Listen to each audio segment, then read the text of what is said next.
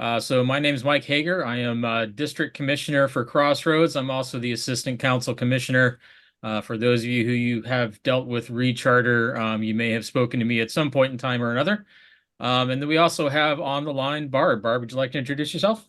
Hi, I'm Barb Murphy. I'm Crossroads District Executive.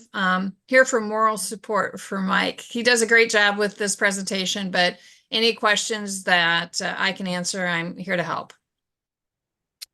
So, um, really the changes were kind of keyed off of three areas, making it fun, easy, and simple, not only for the scouts, but for the adult leaders, and really trying to make sure that those are easily executed activities that are hands-on and engaging with the scouts, but also easily understood by anybody who's, a volunteer and trying to produce this program. So in that regard, we really took four areas of improvement and hammered it with these changes. The first one being, and we'll talk about each one of these in detail in the slides, but Bobcat, just really seen as somewhat ineffective, especially with the younger scouts. The Lions and Tigers, it was a little bit more challenging for them. So we've done away with the overarching Bobcat as a rank, as it were.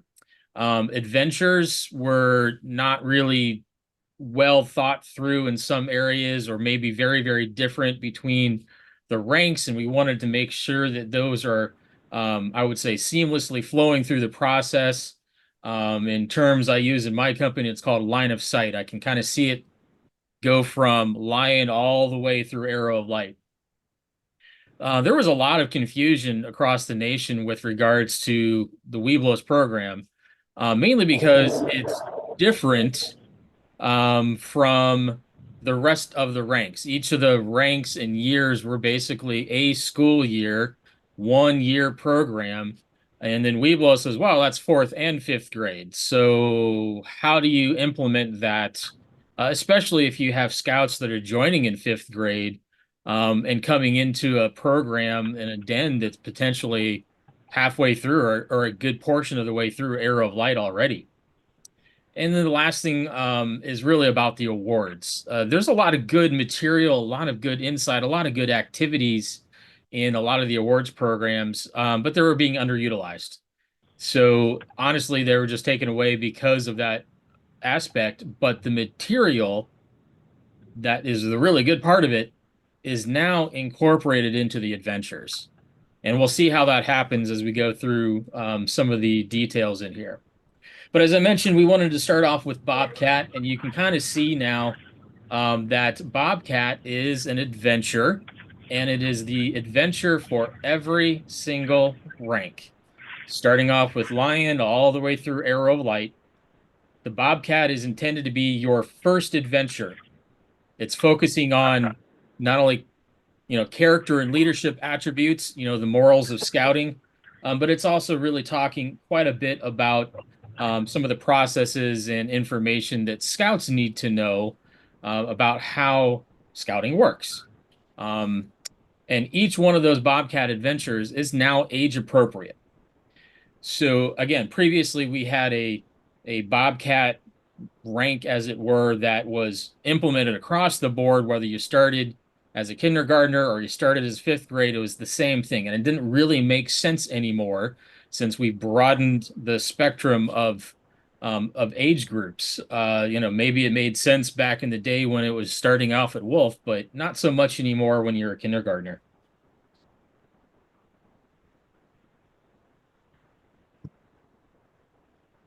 So again, from a requirement standpoint, we wanted to give a little bit of a sample of, what are the requirements in Bobcat. And we just picked Lion, Bear, and Arrow of Light. And realistically, the Bear level is almost, I wouldn't say word for word, but very similar in requirements to what the original Bobcat rank was. It did add the additional information about the Denner position, or the what you would now call a patrol leader in Scouts BSA, but the Denner is kind of that scout leader, as it were, in the den.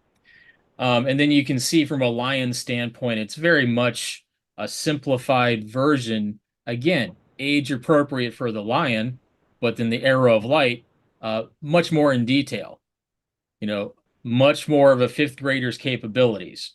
It's also, again, very much leading towards what Arrow of Light is intended for, and that's getting a scout ready for Scout BSA.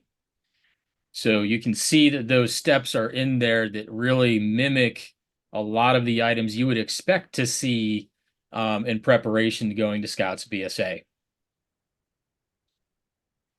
So let's talk a little bit about the ranks and the individual adventures in them. I'm not going to go into really any great detail on the requirements, but what I want everybody to see is much like Bobcat we saw on the previous slide. It's right across the board from Lion to Arrow of Light.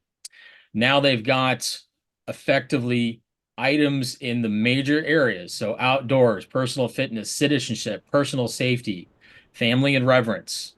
So all of those items, again, are what I call line of sight. You can look at lion and you can see, and we'll talk about the outdoor one, from outdoors in mountain lion to tiger in the wild, paws in the path, etc.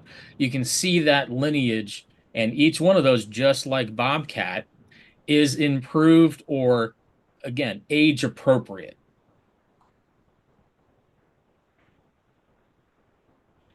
So let's talk a little bit about that. I pulled the information relative to some specific requirements just again, so you can see how that builds a little bit. So this is out of the outdoor section. So lion, mountain lion requirement number 2, take a walk outside. Right? So these are kind of it's a hands-on, a physical activity, and you're doing 20 minutes. Tiger, again, 20 minutes with some exploration, building on that. Now you get to 30 minutes in wolf, and you're talking about animals and your surroundings, and then you go to a mile when you're in bear. And again, you're increasing, you're done talking about signs of mammals and birds, right? Just like we would do in Scout for Scout BSA. And then Weeblos, we get to requirement 5, and that is, a planned 2-mile hike. You're using the buddy system. Again, you can see how these are really building on what they started with, something very simple. The other thing I wanted to mention is, they've changed some of the verbiage in the vernacular. So if you were to go back in the previous requirements, a lot of this was go take a hike, right? Go take a hike for a mile or hike outside for this. They've changed that to a walk. They've done that for several reasons, but I look at it as somebody in an urban area, in a scouting in an urban area. Hike means, oh man, I got to go figure out how to get outside of the urban area. I may have to travel 15, 20 minutes, half an hour to get someplace where I can go take a hike, because that mental model of a hike is I'm going to go put on some hiking boots and I'm going to go hit the trail rather than take a walk. It's just an easier vernacular. It's easier way to describe it. Can I, real quick, well, and you're going to this sheet, but those cores that go across the board, the line of sight cores that Mike's talking about, you'll also notice those are based on those are the aims of scouting. Yes. So the outdoor, the citizenship, personal fitness, those are the aims that we use in scouting, or the aims of scouting. So Right. that's what they're basing those on. Right. And I do actually want to talk real briefly, because I forgot to mention this aspect, but whether you look at this page or the next slide, as you look across the board, again, personal fitness or that requirement for, taking a walk, is across the board for all of the ranks. Well, guess what? If you happen to have a den that is multi-ranked because you happen to be in a small pack, and let's say you've got wolves and bears together, guess what? You can go do that requirement and meet it for both of those groups without that much difficulty or making any sort of significant changes. So if you do have a multi-rank den, you've got the capabilities to utilize these in a much more effective and meaningful fashion, at least in my opinion. Um, and then just in general, we want to, and I pulled this one up from the Code of the Wolf, but almost every adventure has just 5 requirements. Down in the Lion Range, you're going to find that they may only have 1 requirement. Some of the electives have 1 requirement. But the simplicity of it is we're no longer doing the, well, do 2 of these 5 items, right? I think everyone's seen those before where it gets a little complicated and it's, do 1 of these and 1 of those and 5 of those and 6 of those and half a dozen the other. It gets confusing. So let's just be honest. They've simplified it, and it's something that is doable by just about everybody. And it is, again, very simple and straightforward. So you're going to go from requirement 1, 2, 3, 4, and 5, and you're going to know exactly what you need to go do rather than, oh, well, you can do 5 of these or whatever. So we're just keeping it simple from that standpoint. And then we'll just keep it at that. I mean, it just makes it a lot simpler. So let's talk a little bit about awards. I mentioned it before. They've got a lot of statistics, facts, and figures on here that I've thrown on, but it's really this, somewhere between 0 and 3% of what they call attachment rate. Attachment rate means of the scouts that are enrolled, how many of them are actually getting these awards or doing these things. So obviously, you would expect the required adventures to be very high. In this case, about 70%.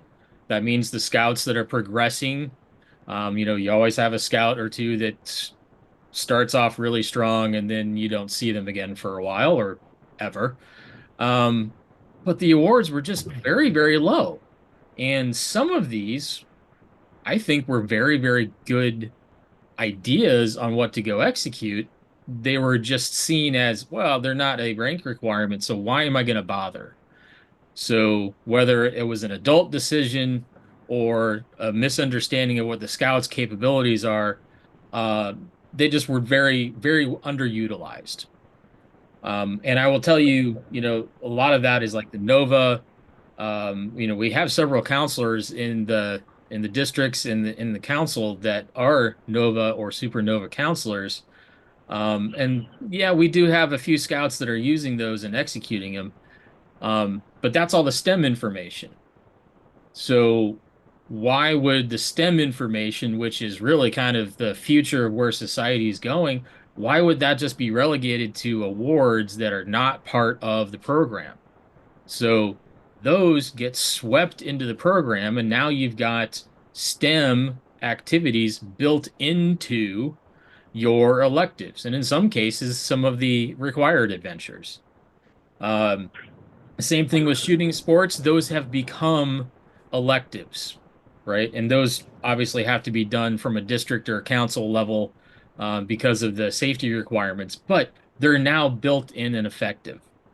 Um, I do want to mention, from a specific council standpoint, if you have read the literature, and I know we got at least 1 question on this, and that is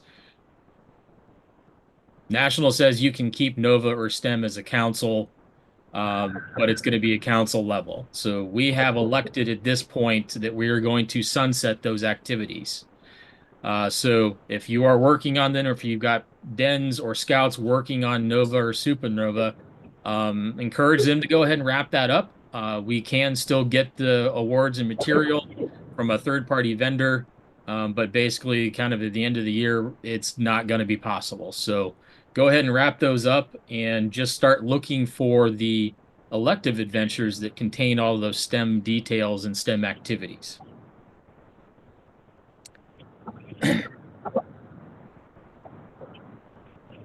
All right.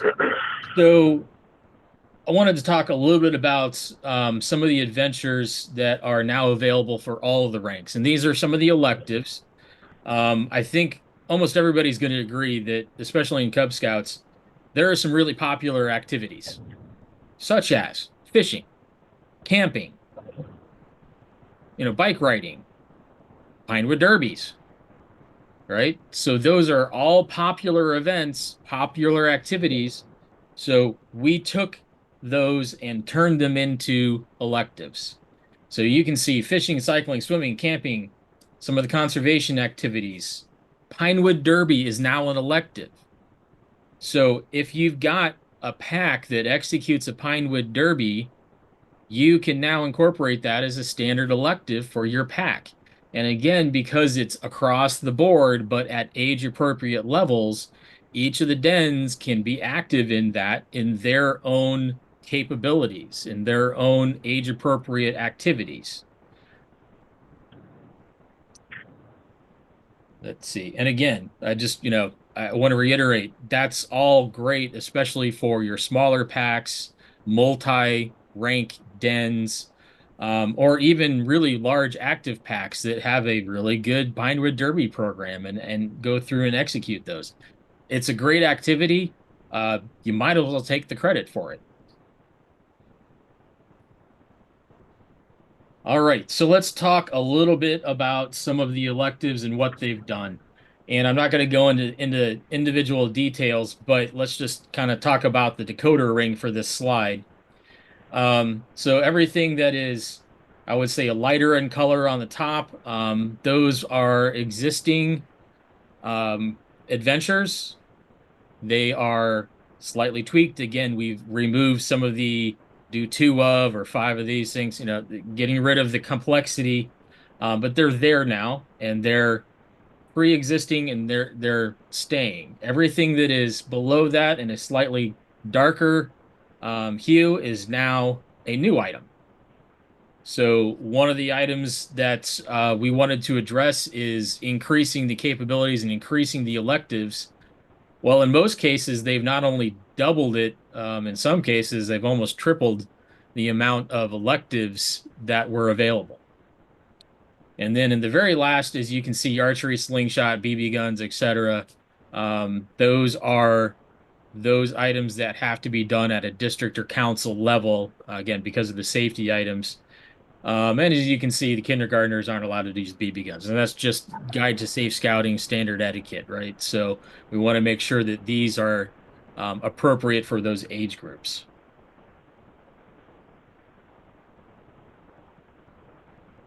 All right, so we don't have a whole lot of time left before this whole evolution really kicks off on June 1st, but you can start right now working towards what used to be the Summertime Pack Award and is now going to be an adventure called Summertime Fun.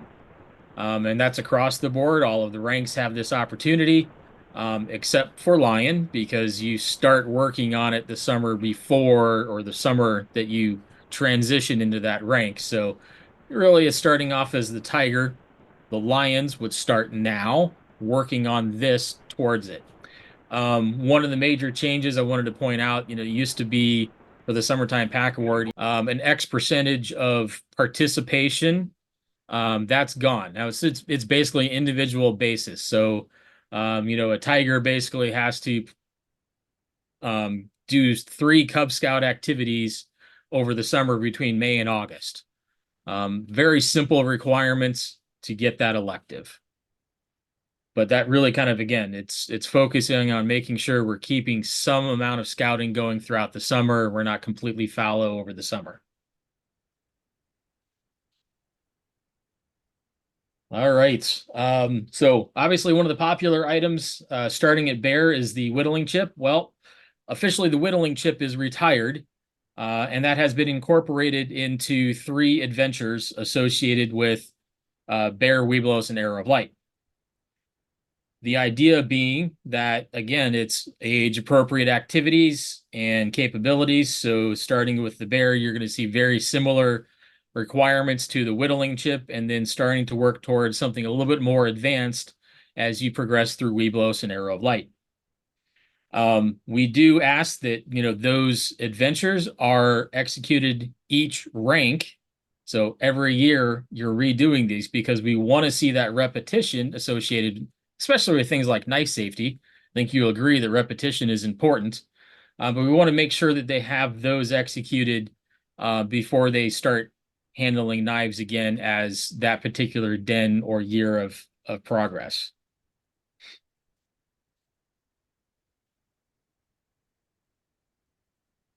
All right, so you've seen it in the slides. I haven't really talked about it in specifics, but let's talk about it now.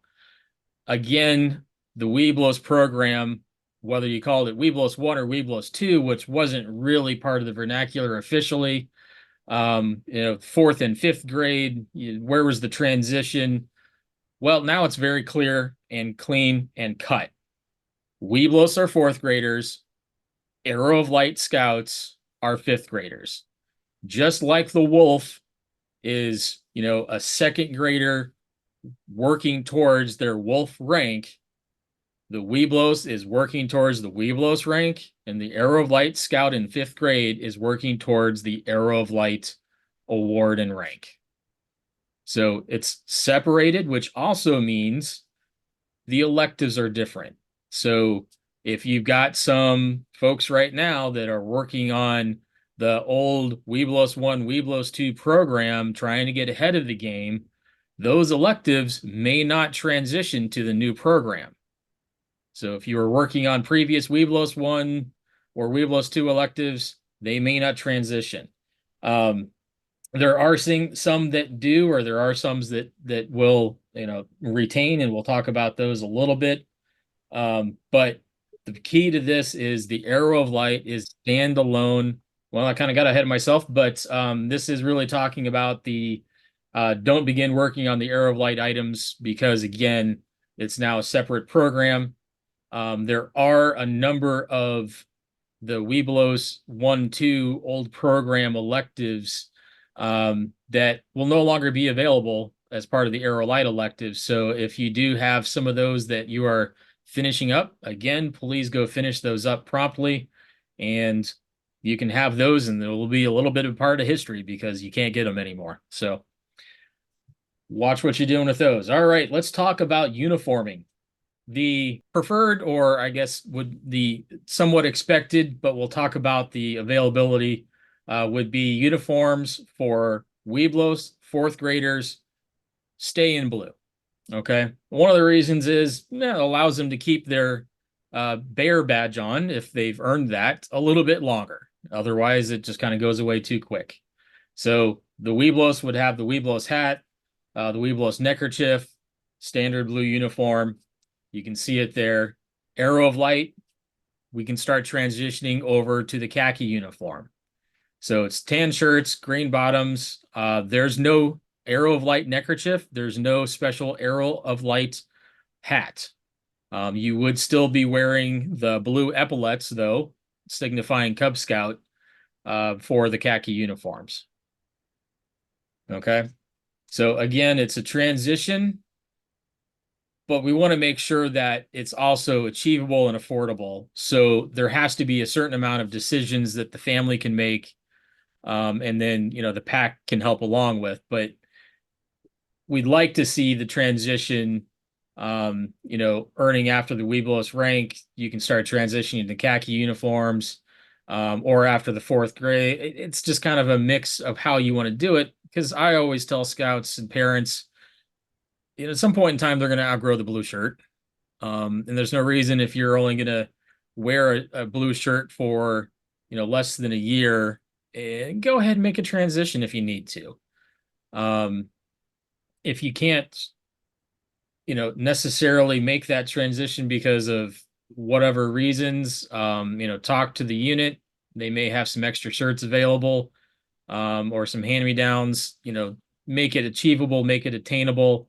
But it's up to the family and working with the pack to make that achievable for the scout, but also keep them, relatively similar in each of the dens, because I think we all know that the scouts want to be the same as their peers. So, kind of try to keep that in mind, but we recognize sometimes there's limitations with that. Talking briefly about ranks and adventures and how the pins work, much like previously, there's still going to be the colors, i.e. the ribbons that you see where we're utilizing the pins. The Weeblos Adventure pins are going to be diamond shaped, and the Arrow Light pins will be arrowhead shaped. So the legacy items, whether it's the old oval style or whatever, no longer going to be used. So, use those up as you have them. But the transition again is diamonds for Webelos, and arrow of light will be the arrowheads. If they're colored symbols, those are the required adventures. The single color monochrome are going to be the electives. And because they are separate ranks, there's going to be separate books. There's no longer just the one book based off of the Webelos, Webelos 1, Webelos 2, however you look at it. Now it's Webelos and Arrow of Light.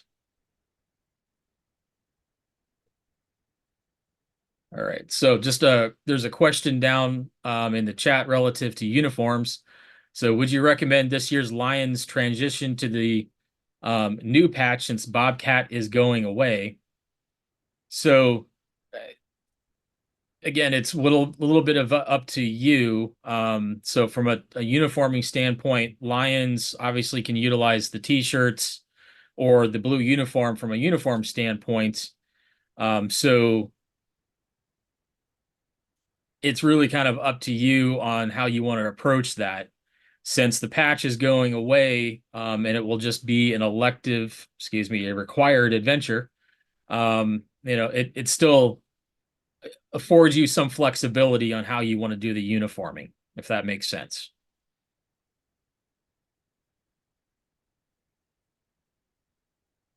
All right. So moving on from a book standpoint, so the Arrow of Light book, because it is now truly the focus of Arrow of Lights to get scouts ready for Scouts BSA, it's going to have some of the Scouts BSA content directly in it.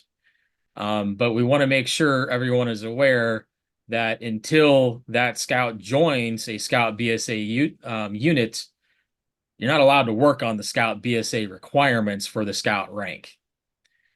But the material is there because we want to start getting Scouts familiar with it, as the purpose of Arrow of Light, again, is that transition to the new program.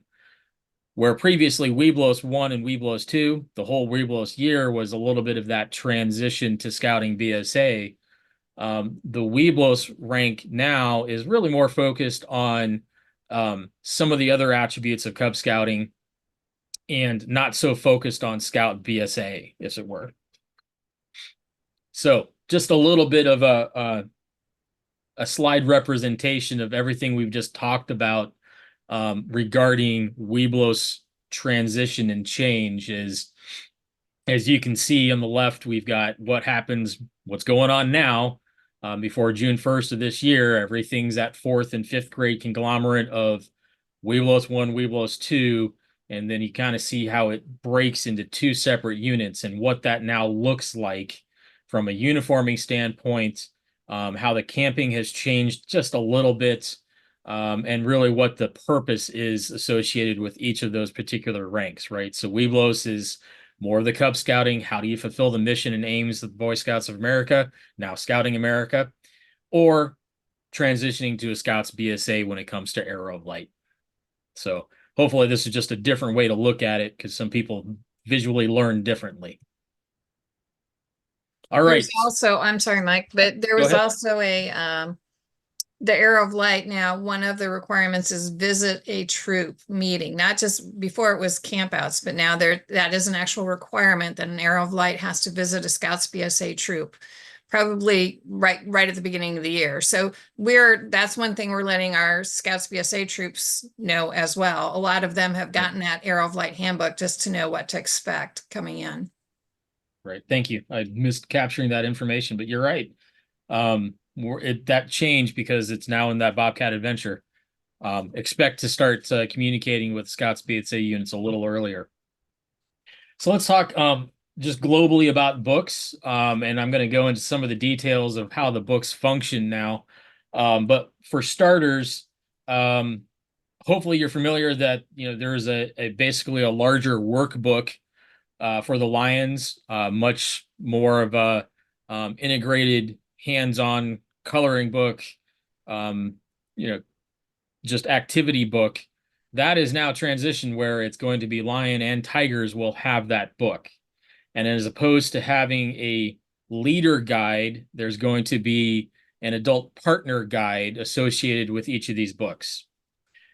So, real quickly, the Lion book actually increased in size a little bit. I think it was 26 pages before, and it's up to 60 something. But again, the Tiger book, used to be the standard kind of handbook looking, and now it's switched back to the Tiger or to the Lion style. So those two are smaller, a little bit easier to manage for the youth. And then we've transitioned to Wolf, Bear, Weeblos, and Arrow of Light are all going to be very, very similar in format with regards to looks like a standard and traditional handbook. All right, so I wanted to touch base again with what's in the book and kind of how it's formatted, because one of the things that we are doing is eliminating what used to be the Den Leader Experience, which was an electronic tool to help formulate and develop programs or the plans for each individual meeting. That's all now integrated into the book. So everything is now driven towards scouting.org, and all the information that you need to execute individual items are going to be available in there. So QR codes are our friends. For those of you from Crossroads, know I love my QR codes. They're in the books now. So if you've got a smartphone, you can go to the page you need to talk about, look for the QR code for that chapter, and you can pull up that information straight away.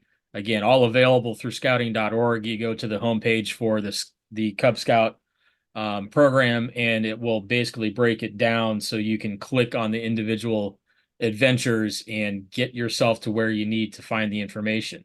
So again, Wolf, Bear, Weeblos, and Arrow of Light. I've got a Wolf page up here, but they are all very, very similar in format. Each chapter is basically an adventure, and each chapter is going to have at least one associated QR code. If you can see to the right, and I pulled my book out just as an example, so you can kind of quickly see it. I can put it in front of my face, so my blue screen's not going to handle it. But you can see it on the right-hand side. Each of the tabs associated with the chapter for the adventure is on the back of the cover.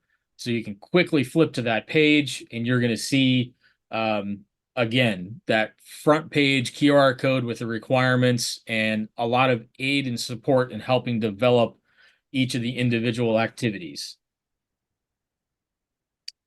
So if you were to go to scouting.org, you're going to see something like this. Kind of the left-hand side is your required adventures, right-hand side is your electives.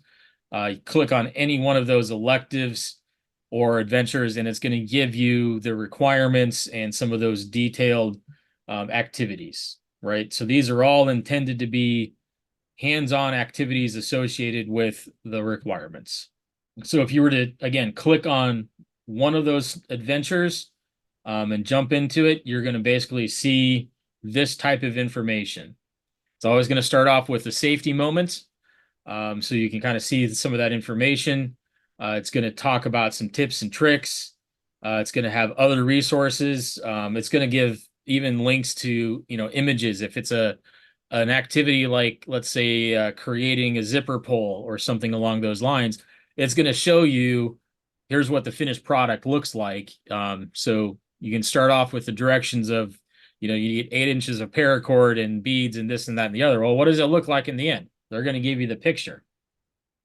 All right. So each requirement is going to have what they call cards. Okay. So activity cards. And you basically have to go select one of the activity cards and go execute it. So if you take a look, and these are kind of similar, but I'm going to go to the next page and give you the decoder ring on what it means. Each of those activity cards is going to have 4 circles on it depicting location, where you're going to do it, what kind of energy level, supplies needed, and prep time. So as you're planning your year, or you're planning your month, or maybe you're just a week ahead and you want to pick out one of these activities associated with a requirement, This is going to quickly help you understand which ones you're going to be able to do.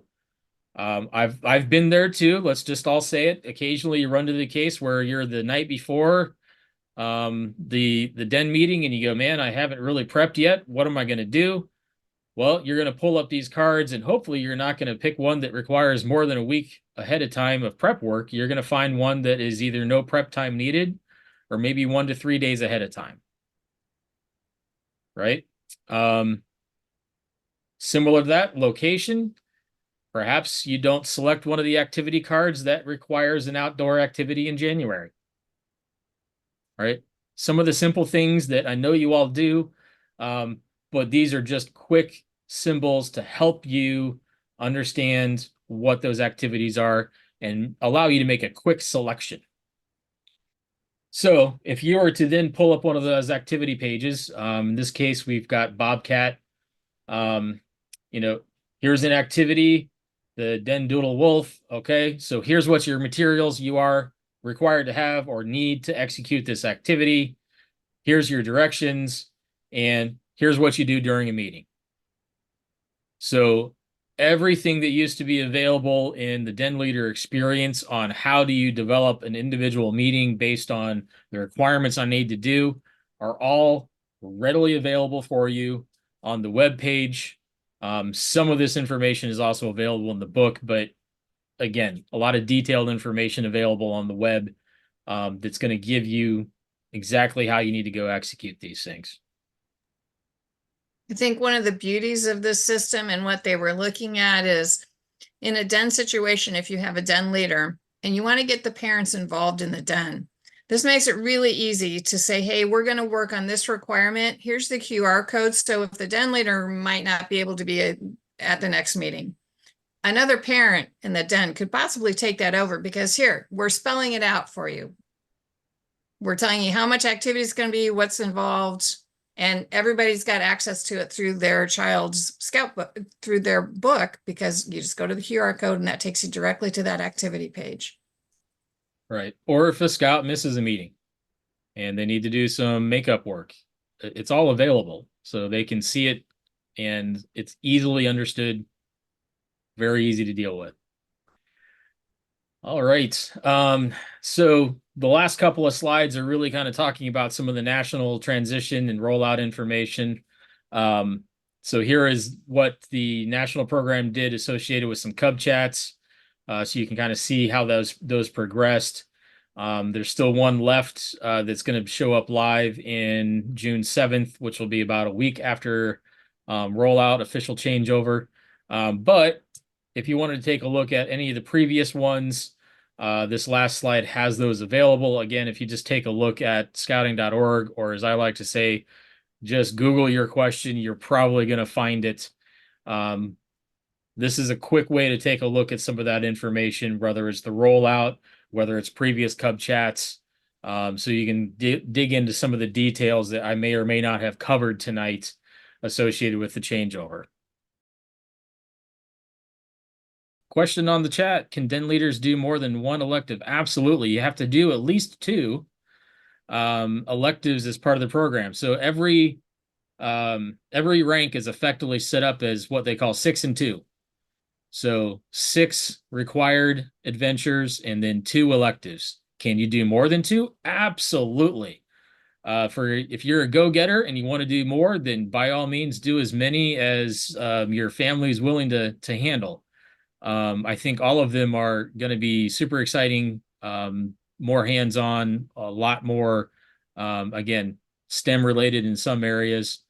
But if every pack does a Pinewood Derby and has 3 or 4 activities over the summer that everybody participates in, most ranks already have 2 electives taken care of just by executing a Pinewood Derby and doing some activities over the summer.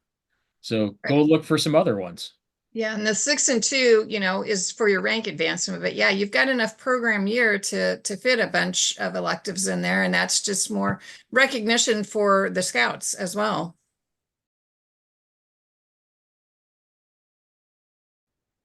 Barb, anything else I missed? It's very simple. I mean, I think it really makes the Cub program so much simpler. And, the big thing is the requirements, the fact that you've got five requirements max for most of these adventures. And it just, there's not an A, B, C, or D. Very easy to get these done in a den meeting setting. Yeah. The only decision making is going to be what electives do you guys want to go do? The rest of it is pretty straightforward. And again, it's really meant to be that the whole program was just viewed as overly complex. So this is really a really streamlined version of it. All right. Well, I thank you all for joining us tonight. Hopefully this was useful and insightful.